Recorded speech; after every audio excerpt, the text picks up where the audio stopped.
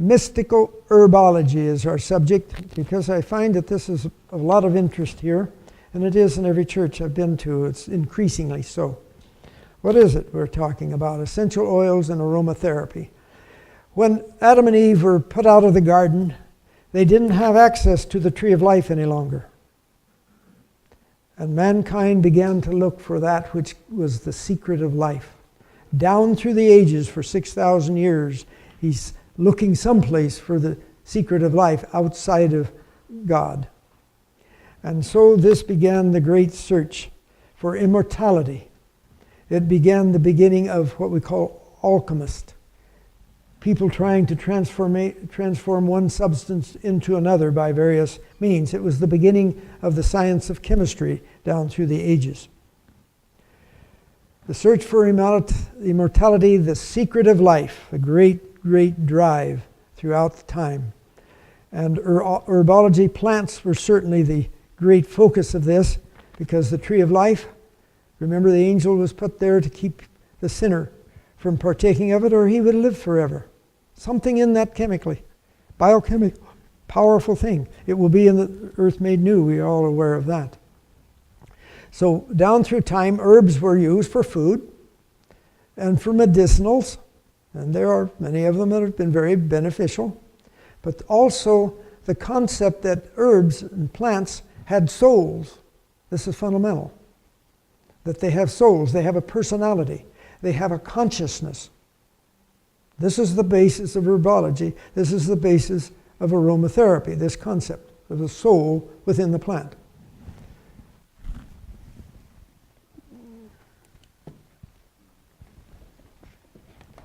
I have a couple books here. Let me read from one, if I find this. Aromatherapy for the soul. The healing the spirit with fragrance and essential oils. It says, many plants also have animal spirits attached to them. All plants have souls and spirits that guard and protect the species. There is a species spirit. The underlying principle of healing herbs, says this shaman, says that healing takes place when a person connects into the plant spirit, becoming the plant and understanding its personality. Using spirit as the method of transference. The plant's energy or healing properties are transmitted to the person. This is the basis of essential oil therapy. Healing takes place by calling on the spirit and taking into one's mind the spiritual essence of the plant.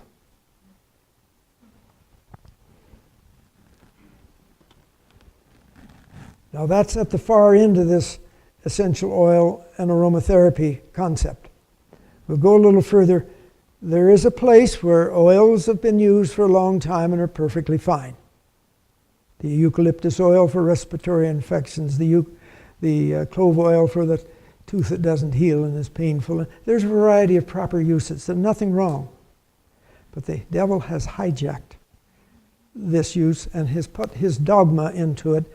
And when you get started with the right ones and they begin to have the little programs, they get together and promote the selling, and pretty soon they moved into the far left without even knowing where they're going. And that's why I'm wanting you, Vincent, to share with us a little bit how you got, once upon a time, sidewinded, shall we say.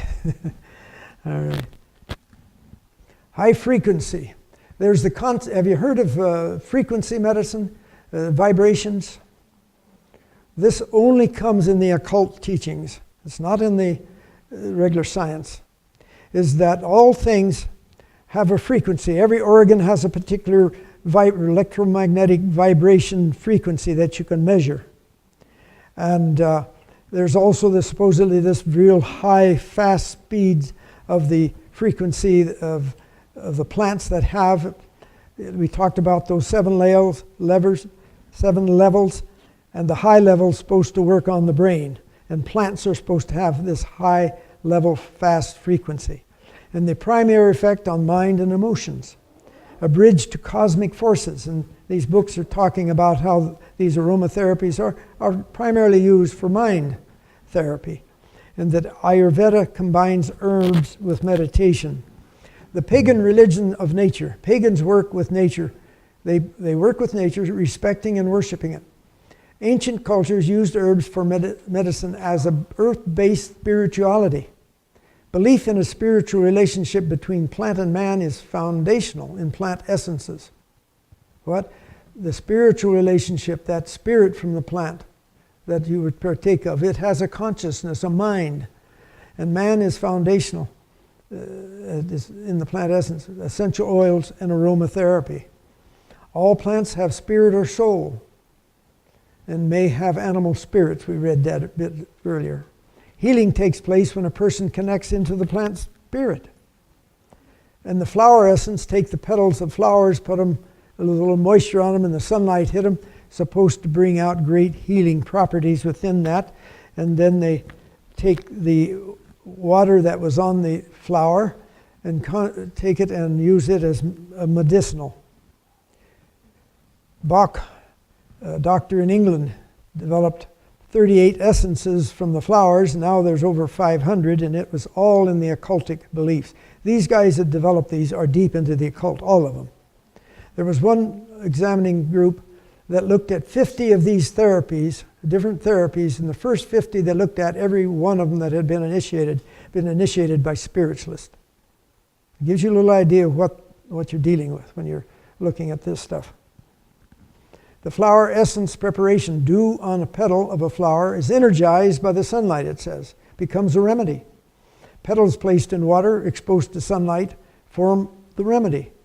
And so the correct remedy, often chosen by some form of a pendulum, a divination, administered by placing drops of the water on the tongue, and the information guiding their usage comes from channeled sources. The flower essence is a liquid, potentized preparation made from a flower in full bloom. The essence conveys distinct etheric imprint and corrective from that flower for a particular human psycho-emotional condition. This is saying that's E2 level of energy instead of E1. E1 is the speed of light. E2 is faster, and that's called subtle energy, and etheric is the first level above that of light, the speed of transmission. Various flower remedies are also typically involved in the world of the occult. Flower remedies such as the Vita Florum, the Bach flower remedies, typically claim to operate on the basis of cosmic forces, which permit psychic diagnosis, prognosis, and other forms of guidance. And so the essential oils you massage, we talked about those marma points, those special points on the body. They're supposed to be putting spirit in. It isn't just make it smooth rubbing. It's more than that. The essential oils are formed by compression and by distillation. Some of them have the aroma that comes out, and that's supposed to be the concentrated spirit. That's the belief. Aroma proclaimed to be the personality or the spirit of the plant. And aroma is the concentration of the life force. These different names that we had, the vital force, the chi, prana, whatever, life force. It's a concentration of life force. But many of these oils used in food, cosmetics, medicinals, and not without a proper usage, many. But what happens is the people that are involved in promoting these from the higher up are deep into the belief of the things we've presented so far today, into this business of the our origins out of the false story of creation, and then the variety of motions and activities to bring ourselves back into oneness and get into nirvana. It's mixed up in that. And those that are teaching and promoting and dealing with these are all deep into that. All that I know of. There was a bubonic plague back in the 1300s that swept across Europe. About a fourth of the nation was lost. And the people promoting this essential oil said, look, they put these oils in this big thing they put on the nose so that it would protect them from the germs. Well, they didn't know about germs for another 500 years. So that isn't true. And they put it there because it smelled good, and the death and decay that was about them was unbearable. Aromatherapy for the soul. 20 years ago, aromatherapy was an unwritten rule that we would not be open about the spiritual side of the essential oils that we work with. We talked about their anti-infectious qualities, their beautifying effects on the skin, or about any number of benefits to the body and mind. The positive spiritual changes were recognized, but silently. It seemed far too bold to suggest light and wisdom of the universe flowed through them.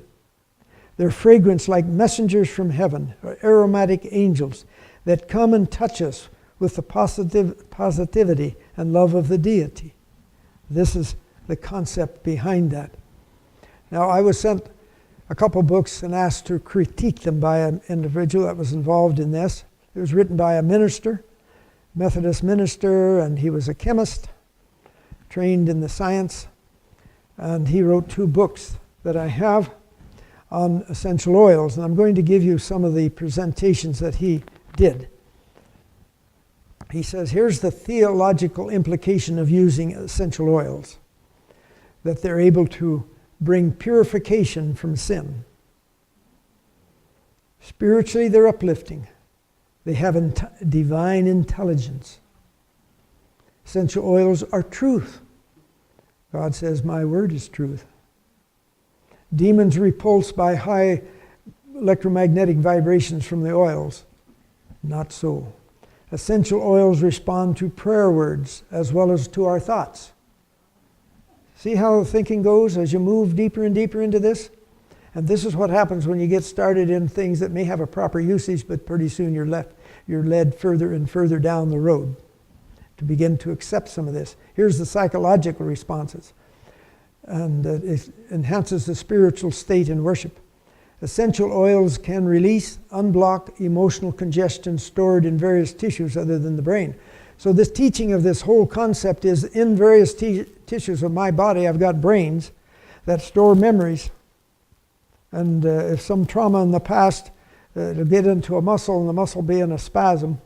And so they got to treat this as a memory that's there, and using the essential oils will help open up that memory that's stored in my muscle that's aching. No truth to this, but that's a common concept in this teaching. It opens the subconscious mind to release deep-seated emotional trauma. It elevates spiritual consciousness, balances electrical energies within the body, giving courage, confidence, and self-esteem. All right, and then we look at the paranormal. This comes out of the books written by this minister about this, and these books I have here go along with this type of thing. It can cause a growth of up to 1 inch in the height of an individual. Don't believe that.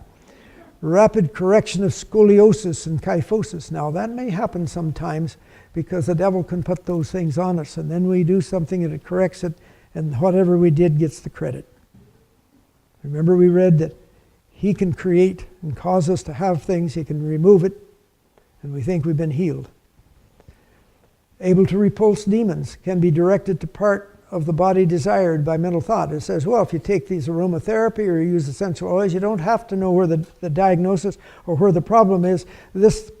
These chemicals will find their way. They've got the intelligence. They'll find it by themselves. That's a common teaching. And that it possesses divine intelligence. The biblical use of oil in ceremonial cleansing of leper claimed to be reflexology. Not true. Able to differentiate between disease. So they say these oils, yes, some of them have antibiotic properties, and they can know a bad germ from a good germ. And that is, I've got several words for that. I don't use them. It's not true. We'll say that. How can it tell? Yes.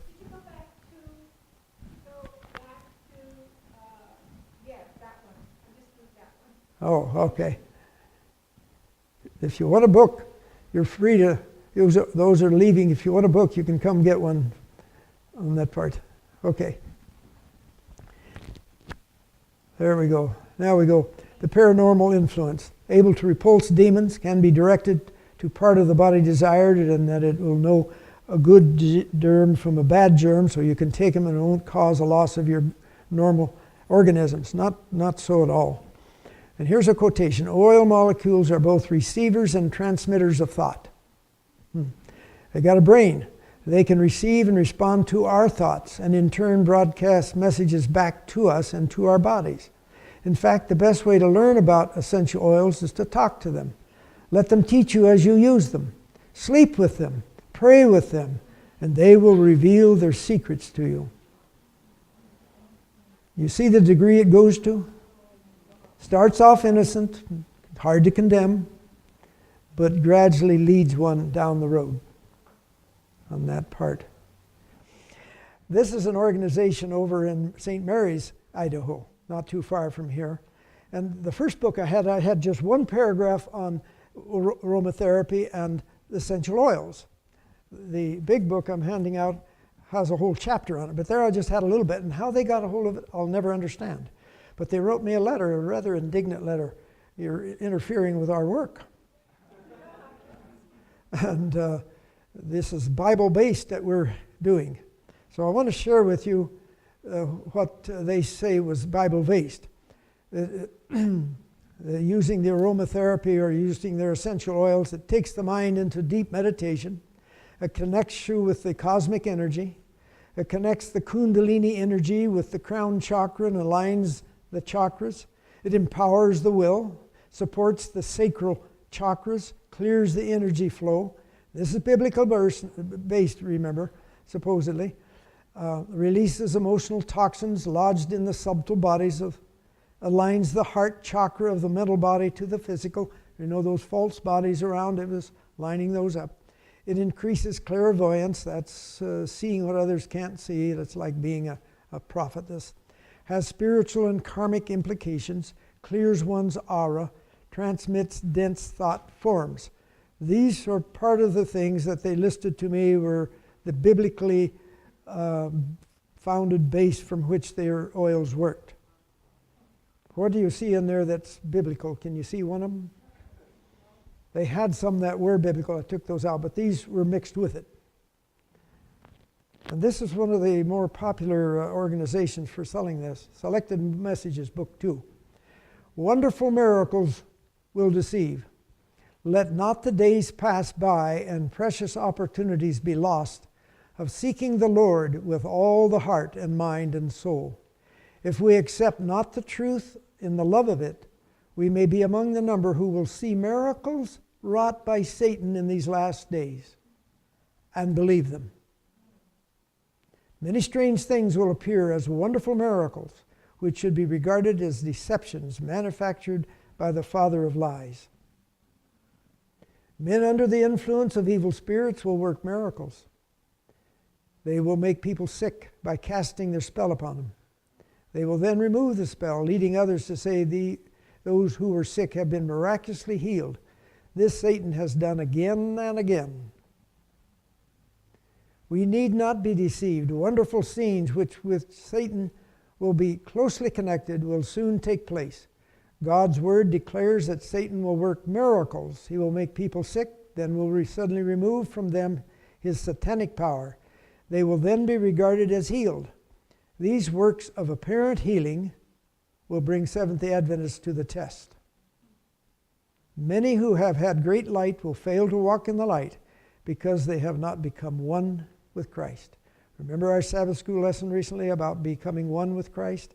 That means the person who longingly, willingly finds himself in harmony with God's commands and directions. There is the ultimate of herbology. Let's take a 10-minute break.